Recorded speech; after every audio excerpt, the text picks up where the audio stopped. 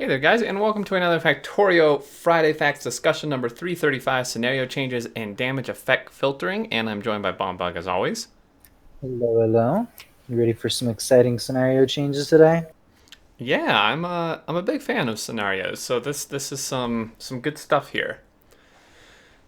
So let's start out with the team production changes. Improving the team production challenge was prompted by a Reddit post with some suggestions. I did kind of glance through it, some pretty good suggestions on it. Originally, this scenario was made back in 2016 to test the multiplayer networking of the 014 update with a large number of players without the overhead of having a large factory. Since then, it has not really had much love. So, after 4 years of accruing wisdom, I started making some general improvements. This is cloning, by the way. Uh, so, choosing your teams. Basically, the main suggestion is people to be able to choose their team.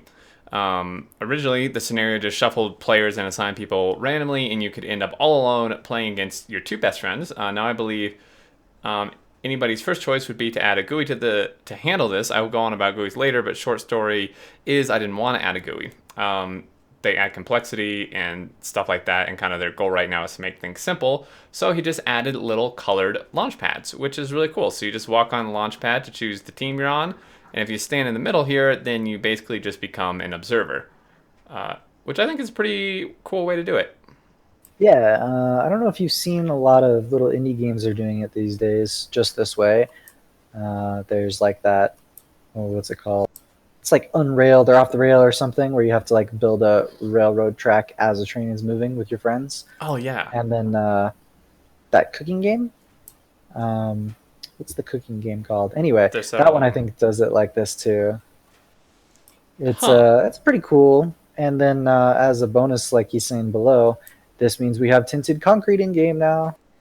Yeah, which is it looks like it's not actually available in free play though. Yeah, Um, just in the editor. just in the editor, but you can still do some cool stuff with it.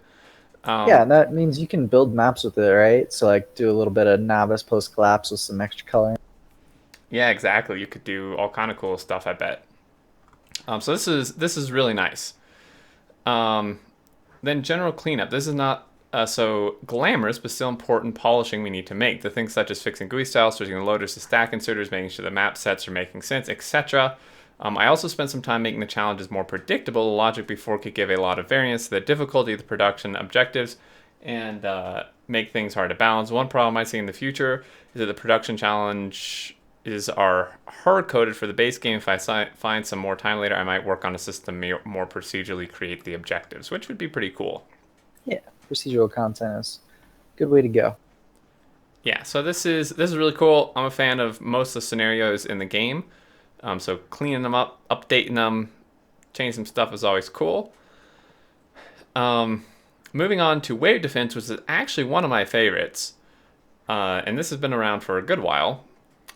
Clonin was inspired by some comments a few weeks ago saying that the wave defense scenario was a bit of a pushover, especially with a couple of players working together, which I can say is pretty true. If you make it past like the first bit, it does become pretty trivial. Um, so an easy adjustment he thought of was to scale the wave power somehow to the number of players. It was a simple change. We released in 18.4 a few weeks ago. Jobs get done, right? Well, after playtesting it more extensively over the weekend, I realized it wasn't quite so simple. More biters means more money, basically. A major problem is that players earn bounty for every biter that's killed. So if you make the waves bigger, then obviously the player earns more money and can buy more upgrades, and it kind of just makes it easy again. The solution to this is quite abrupt. I just remove the bounty from the units, and this makes the design work better in my eyes. Bounty is only earned from spawners and worms. You can't sit inside your walls and earn money for upgrades, which is, I think, a very good point. You have to actually go out and like earn them by killing spawners and worms. And then players could set up infinite money farms by spawn camping the biters, which of course now you can't do. So this actually fixes multiple problems. Yeah, real smart way to do it. Yeah, wave defense stuff is it can be tricky. Have you played like stuff like that before? Oh yeah, like Dungeon Defenders was my favorite, wave defense, tower defense kind of game. Yeah, that's a good one. I've heard. Um, but yeah, I mean there's definitely some things that could go wrong. You don't want to, preferably, probably don't want to have a setup where it allows you to just like spawn camp and just infinitely farm money or currency. Yeah, yeah, probably not. Yeah, It's a little bit boring for one. yeah, that would be the main reason. The consequence of this is that the upgrade prices and bounties need to be rebalanced, which is actually a little easier since the number of spawners and worms was way more predictable. So predictable attack locations. I also noticed the biter spawning would always hit the base defenses at the same places very reliably. This is great if you're the player and only want to invest one flamethrower turret to repel all the attacks. This is very true. I experienced this, and it made it very easy to defend because, yeah, you pretty much knew where they were going to attack every single time, so you could just reinforce that spot and then have like almost nothing everywhere else.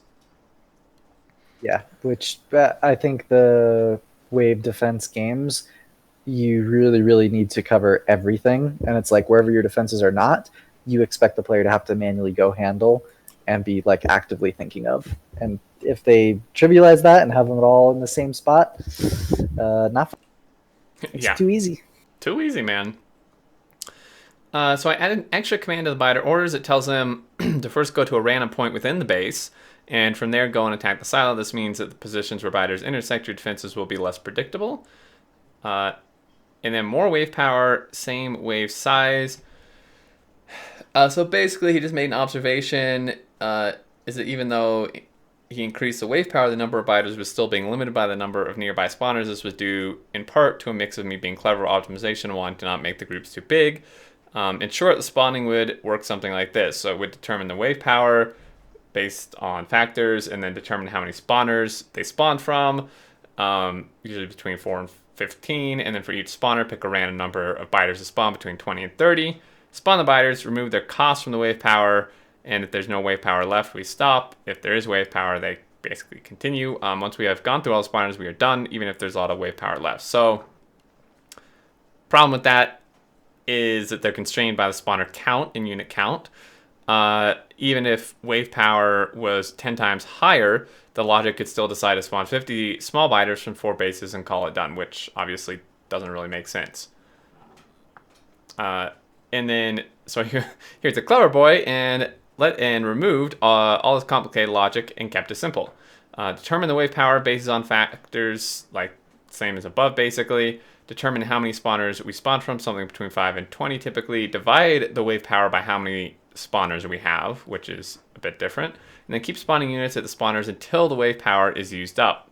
This way, if we have 10 times more wave power, no matter how many bases we spawn from, the wave will be 10 times more powerful, which is obviously much more what you would want. Yeah, you want that power scaling.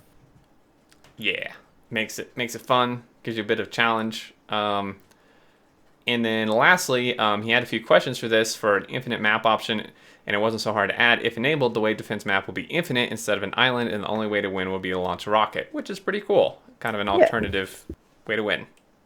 I like that a lot. Now, one thing that I really, really, really, really want to see in the future, hearing all of this, is Call of Duty Zombies Factorio style. Yes. Because that would be the perfect place to add Spidertron if you're ever going to add it in, you know? And where does Call of Duty Zombies usually end up on? On the moon. How do you get to the moon? With a rocket. It's perfect. Man. Make it happen. You just like thought this through so good. That makes total sense, dude. Absolutely. You could have such crazy like weapons and fun things, and they can get a little bit silly instead of having to just, focus on automation the whole time. I feel like that would actually be fantastic. That'd be so much fun. Oh, man. And people are already, cramming Factorio for, 12, 13, 14 hours straight anyway. It's exactly like Call of Duty zombie games, Yeah. Can't even take bathroom breaks. Exactly. That would actually be really cool. Take note, devs, or scenario makers. Players can't make scenarios. I don't think they have quite as much power as the devs, but maybe possible. So then there's a new scenario, Rocket Rush. Adding a new scenario at this point of development is a surprise to be sure, but hopefully a welcome one. The concept for this is that you are on the space platform and are preparing to land on the surface, and once on the planet, you need to launch a rocket as fast as possible. You start with all the technologies unlocked and some money to buy starting equipment. As you can see, kind of an example here. Once you and your friends are prepped, you head down a launch pad to start, and then it's pretty much it. You get teleported to service and play the game as usual. We can afford to add this scenario because it's so small in scope and so simple, and it really didn't take much time to make. Maybe it's not the best thing since sliced bread, but I'm hoping that my small investment of a few weekends will at least give some players a few more hours of enjoyment. I'd be interested in adding a more small scope, simple scenarios in the coming months. We have enough time. We have ideas and stuff. Let them know, but no promises. So this is pretty cool. I guess you just like collect supplies that you would want to start with, and then when you land on the planet, you just try to launch the rocket. Pretty cool. It's good to have a quick rush, you know? Yeah, for sure. And then the last bit here is damage effect filtering. So this is pretty clever. It's a classic problem where they optimize the system so it's 5 times faster, and then they use it 5 times more. This applies to a lot of things in gaming and life. And web browsers, man. We Yeah. should be loading pages fast. Why are they slower than ever? Oh yeah, because I have 80 tabs open. I was just gonna say all the JavaScript tracking. Oh, well, yeah, that too. Yeah. Yeah. Or yeah, like money. Someone earns twice. Their income gets bumped 2 times, and they just end up spending 2 times. Yep. Gotta be careful, guys. Invest, save money. Don't let Yes, lifestyle inflation creep up on you. exactly. It's important because if you do that, you have more time to play Factorio. That's a good point. Oh yeah. So basically, this time it's the case of flamethrowers and particles again. With 018, they added damage effects for entities, and we generally like the way it works. However, when this is combined with flamethrowers, we encounter some problems.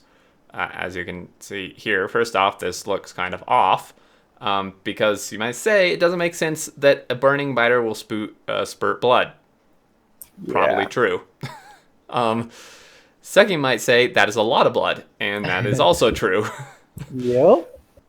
In fact, it's 1,416 damage events worth of blood particles. The way flamethrowers work means that they do a small amount of damage very frequently, in contrast to, say, a grenade, which does a high amount in a single action.